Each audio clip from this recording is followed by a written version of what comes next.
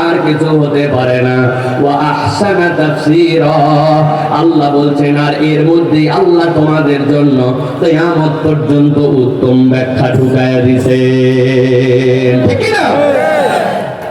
করোনার সময় আমরা দেখেছি আপনাদের চেয়ারম্যান সাহেব আপনাদের ইউনিয়ন পরিষদকে উদ্বুদ্ধ করেছে, বাবারে বেঁচে থাকতে হলে হাত ধোয়া লাগবে। হাত কেমনে ধোয়া লাগবে? 20 সেকেন্ড 6টা পদ্ধতিতে। হাত ধুলেই কেবল হবে না, এরকম করা লাগবে, এরকম করা লাগবে, এইরকম এইরকম এইরকম এইরকম। ঠিক না ভাই?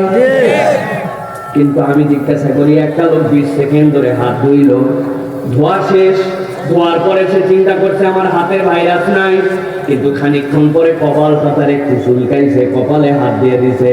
যেই না কপাল চুলকাইছে সাথে সাথে মনে হয়েছে কিরে আমি তো হাত ধোয়ার আগেও কপালে একবার হাত দিয়েছিলাম, তাহলে কপালে আগের থেকে তো ভাইরাস ছিল, আবার যে নতুন করে হাত দিলাম, উপায় কি? কয় আবার হাত ধো। এইবার চিন্তা করছে হাত যেহেতু 2 বার ধুইছে আর কোনো জায়গায় হাত দিব না, যতই চুলকাক। যেই না মানুষ একবার নিয়ত করবে কোথাও চুলকাবো না, পুরা শরীর চুলকাতে শুরু করে।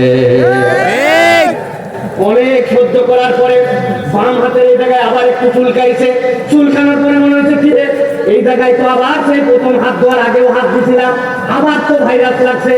কি উপায়? হাত ধুতেই থাকো, ধুতেই থাকো। তোর সাবান স্লো নাকি রে?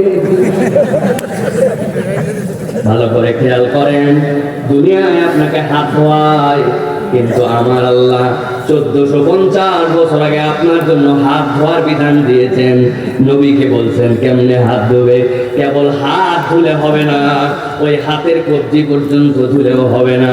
হাত 2টা কবজি পর্যন্ত ধোয়ার পরে এবার নবীকে শেখানো হয়েছে এই যে চুলের গোড়া থেকে থুতনি, এই কান থেকে ওই কান পর্যন্ত এইটা 3 বার ধোয়ান।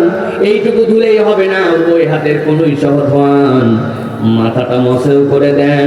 দুনিয়ার সবাই সব ধোয়ালো আর মুখ দিয়ে থুতু ফেললো, ওই থুতুটা আপনার পায়ে লাগলো, আপনি হাত ধুলেন, কিন্তু পায়ের থুতু যে আপনার বিছনায় গেল, আপনার বেডরুমে গেল, আপনার ড্রয়িং রুমে গেল।